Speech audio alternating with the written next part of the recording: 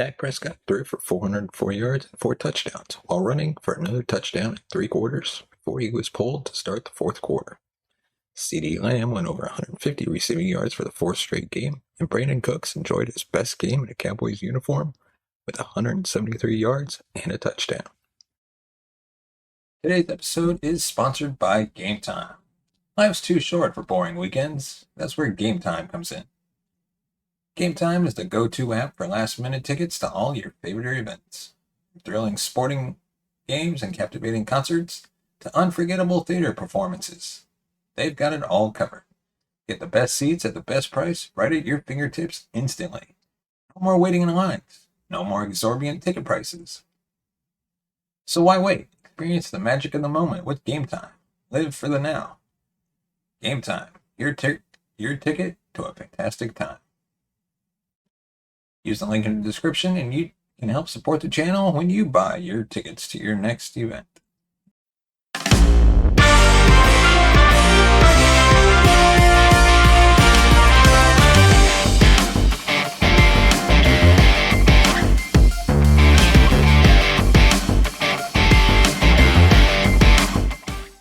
Before we dive into today's episode, we'd like to remind you can find us on Facebook, Instagram, TikTok, and of course X. Just search Big D Breakdown. And of course, give us a thumbs up if you like our video, subscribe to the channel, hit that bell notification button to be notified of future videos, and drop us a comment in the comment section below on the topics we cover. So without further ado, on to our first topic, 3 Cowboys who deserve more snaps after this massive win against the Giants, and 2 who don't. The Dallas Cowboys extended their home winning streak to 12 games by beating the New York Giants 49-17 on Sunday. Dak Prescott threw for over 400 yards and 4 touchdowns while running for another touchdown in 3 quarters before he was pulled to start the 4th quarter. CeeDee Lamb went over 150 receiving yards for the 4th straight game, and Brandon Cooks enjoyed his best game in a Cowboys uniform with 173 yards and a touchdown. The defense, meanwhile, allowed 172 total yards and tallied 5 sacks, while Daron Bland secured his 5th interception of the campaign. It was the kind of performance fans expected, but not everyone on the team played well. With that in mind, let's highlight some Cowboys who deserve more playing time and a few players who should see a lesser role moving forward. Starting off with Cowboys defensive end Sam Williams. Williams has really come on strong of late. He had multiple splash plays against the Eagles, including a strip sack of Jalen Hurts. And on just 12 snaps, he made 2 tackles and generated 3 pressures and 2 hurries per PFF. He's even making plays as a special teams gunner, which is unheard of for a 6'4", 261-pound edge rusher. It's clear Williams, who has a track record of off-field incidents, has bought into his role and is hungry to continue proving himself. That said, it's frustrating he isn't seeing the field more. He notched one of the Cowboys' 4 sacks against the Giants and has outperformed Dante Fowler, Dorrance Armstrong, who've played 26 and 39% of the defensive snaps this season, respectively. It's time to let Williams out of the cage. Let us know your thoughts on Sam Williams in the comments section below. And do you want him to get more snaps? Next up, Cowboys tight end Luke Shoemaker should play fewer snaps. Shoemaker has been an easy target for Cowboy fans given how many questions were raised when he was drafted number 58 overall in April. With a ready-made tight end starter and Jake Ferguson chomping at the bit to take the reins from Dalton Schultz, drafting another tight end felt redundant and needless given Dallas has invested a 4th-round pick in Ferguson just last year. The early returns have been less than promising for Shoemaker, who dropped a wide-open pass from Prescott on the Cowboys' 2nd possession. He redeemed himself with a big block on CeeDee Lamb's touchdown run later in the first half, but mistakes continued to plague the former Michigan Wolverine. Last week against the Eagles, Luke derailed a huge Cowboys drive with a holding penalty on a big run from Rico Dowdle. At this point, he should be an extra blocker. Throwing to him has more often than not been a waste. What are your thoughts on Jake Ferguson? Luke. Let us know in the comments section. Cowboys wide receiver Jalen Brooks deserves more snaps. Jalen Brooks was one of many Cowboy standouts in training camp, but the fact he stood out among the likes of Micah Parsons, CeeDee Lamb, Jake Ferguson, and others spoke volumes given his status as a rookie 7th-round pick. Unsurprisingly, Brooks' playing time in year one has been few and far between. Before Sunday, the South Carolina product was active for 2 games. In those fixtures, he played a combined 20 snaps and 24 special team snaps. The Cowboys clearly viewed the Giants as a lowly opponent to experiment against, and Brooks reaped the benefits. He caught 4 passes for 39 yards and picked up 2 first downs. He impressively reeled in all 4 targets. That level of efficiency is rare for a young receiver. Brooks drew more targets than Michael Gallup, despite playing fewer snaps. At the very least, Brooks proved he shouldn't be a healthy scratch again this season. He likely won't play much when Dallas faces better competition, but Sunday proved he could make an impact in limited opportunities. Cowboys cornerback Jordan Lewis should play fewer snaps. Should Lewis play fewer snaps? Absolutely. Can the Cowboys afford to reduce his role? Not exactly. Which is why Trayvon Diggs' injury is so consequential. If Diggs was playing, Dallas would have Diggs, Daron Bland, who tallied his 5th interception in the season versus the Giants, and Stephon Gilmore to dominate the snap share. Diggs' injury has thrust Lewis into a prominent role, and the 28-year-old has looked like a shell of his former self coming off surgery. He was in coverage on seemingly every positive Giants offensive play on Sunday. The Cowboys' defense doesn't make many mistakes. When they do, it's usually Lewis. Dallas has bigger fish to fry this season, and opponents, if they're smart, will continue to sniff out Lewis in the secondary. The depth at cornerback is thin behind Lewis, but it's time for Dan Quinn to give someone else a shot in the slot. The Cowboys use Sunday to see what they have in 7th round rookie Jalen Brooks. Why not do the same with fellow rookie Eric Scott Jr. or trade acquisition Noah? It certainly couldn't hurt. Cowboys running back Rico deserves more snaps. Cowboy fans have been banging the table for Rico Dowdle to get more snaps at the expense of starter Tony Pollard. The calls will only grow louder after Sunday, as Dowdle looked more explosive and was more efficient than his backfield buddy. Early in the 3rd quarter, he had 4 carries for 50 yards, while Pollard rushed 12 times for 49 yards. Rico ripped off 2 big runs on the Cowboys' first possession, and he barely touched the ball for the rest of the first half. He got Dallas within striking distance and didn't receive a touch inside the 5-yard line, despite being the more physical, head-lowering back relative to Pollard. That included Pollard getting stuffed at the goal line on 4th down later that drive. Folks were adamant on social media that Dowdle would have punched it in, and understandably so, given it almost always takes multiple defenders to bring him down. Dowdle needing more work goes beyond Pollard's red zone struggles. Nobody wants to slander Pollard, but Dowdle just runs a little different. At this point, it should be obvious to Mike McCarthy that Dowdle deserves a bigger role. And now, we're going to talk about 3 unlikely standouts from the Cowboys in their blowout win against the Giants. Number 3, Jalen Brooks at wide receiver. The passing game has been good for Dallas this season, but it's typically been Lamb and Jake Ferguson standing out. They finally got some other players involved in this one, including Brandon Cooks, who had his best outing yet with Dallas. After being an afterthought for much of the year, Cooks recorded 173 yards and a touchdown on 9 receptions. With Cooks drawing some attention, the Cowboys were able to spread the ball around more than normal, and that included Jalen Brooks getting his first action of the year. The rookie 7th-round pick appeared in 2 games thus far, but hadn't seen a pass coming his way until Week 10. Brooks wound up with 4 targets and caught each one of them for 39 yards. It might not seem like much, but he rose to the occasion and made the most of this opportunity. Listed at 6'2" and 205 yards, Brooks has the size Dallas loves out wide and should continue to get chances to impress. Gallup hasn't looked the same since tearing his ACL in 2021.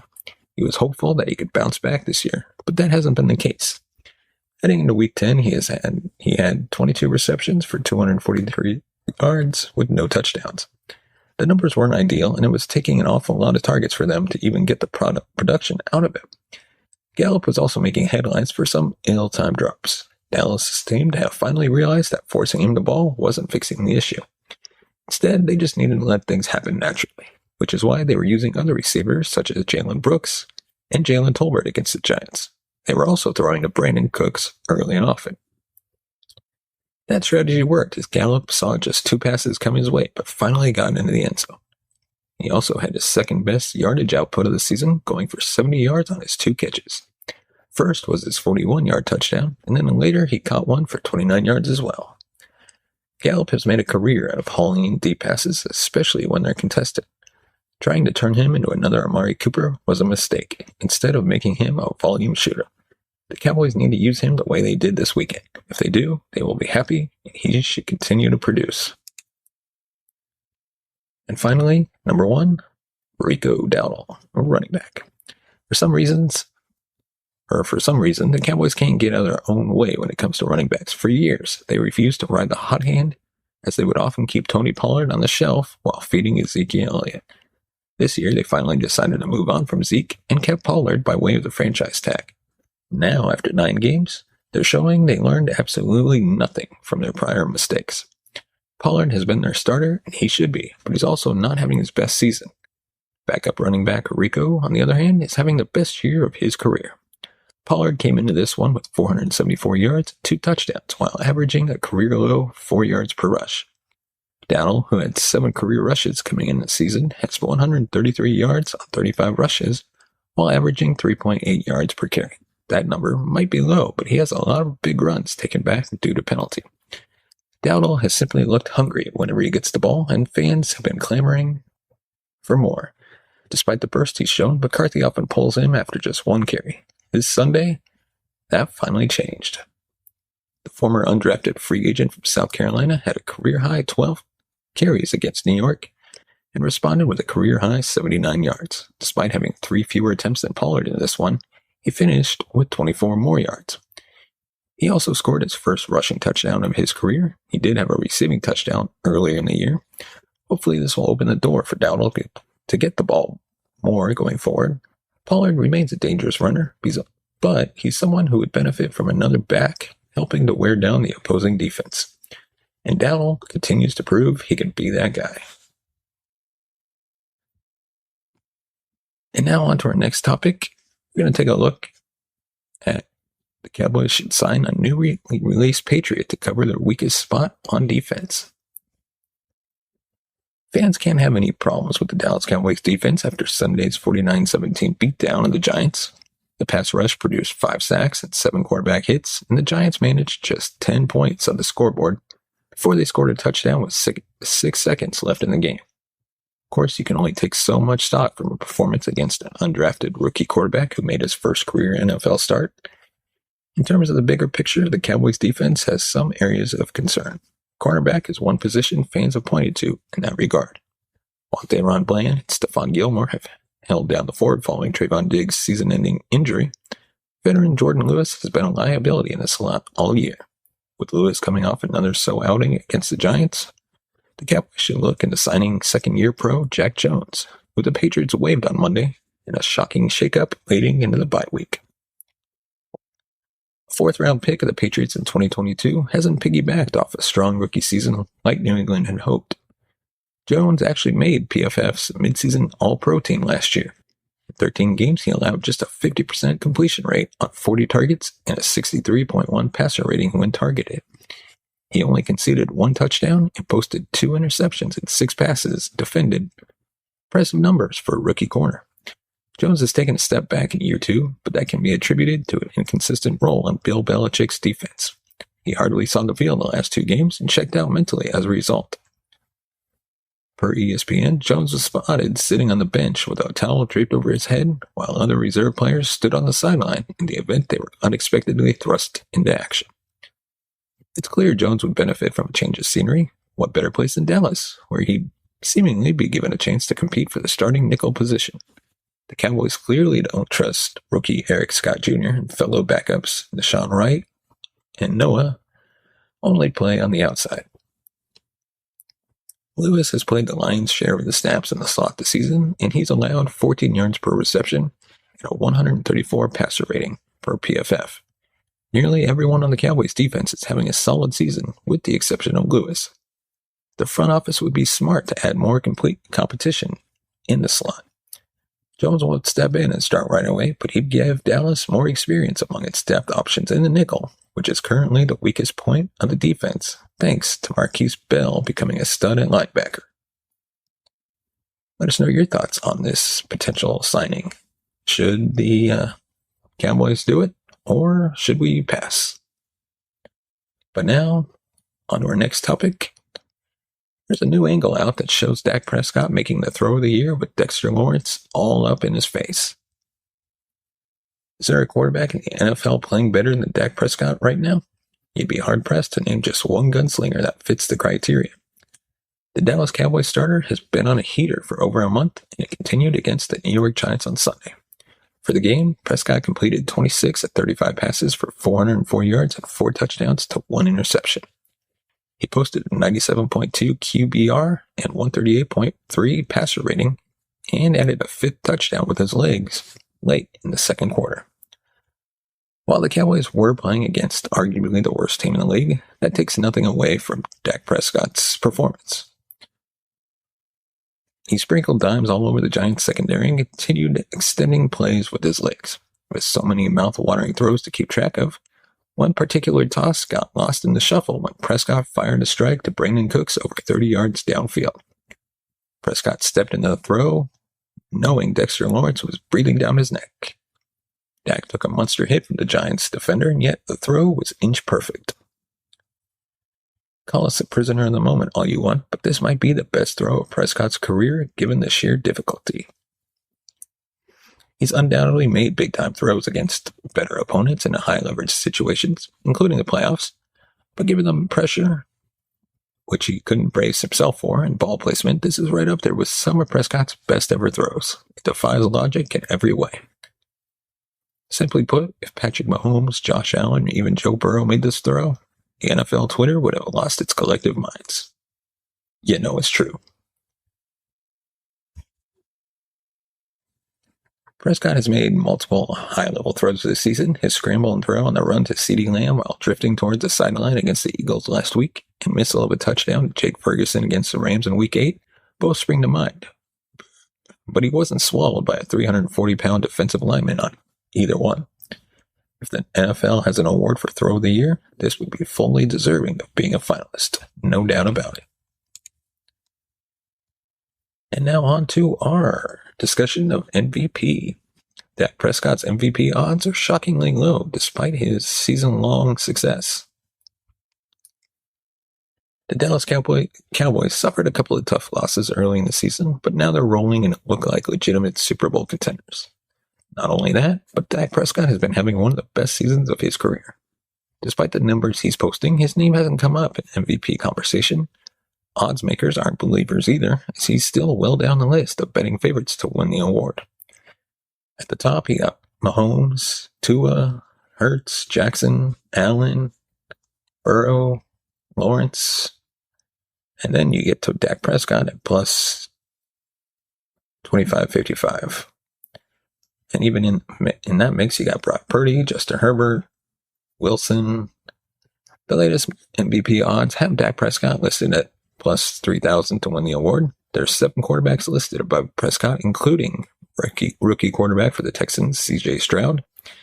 At plus 3,000 odds, a $100 bet would win you a profit of 3,000 if he's able to achieve the feat.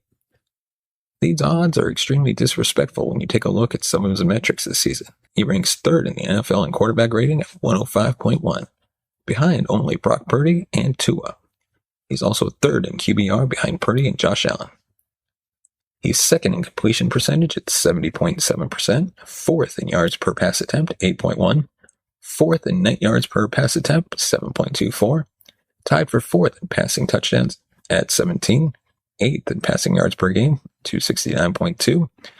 As you can see, he's in the top 5 in almost every single quarterback statistic, but 7th on the list of players to win NFL MVP. The good news is we can take advantage of the disrespect and bet on him to be named MVP at extremely valuable odds. If you want to place this bet, head on over to FanDuel. Let us know your thoughts on this topic in the comment section below. As always, who is your guess for MVP of the year? Let us know. And of course, if you want to support the channel, you can go ahead and buy us a coffee at buymeacoffee.com/thebigd. And as always, thank you so much for watching and listening. Give us a thumbs up if you like a video. Subscribe to the channel. And as always, thank you so much.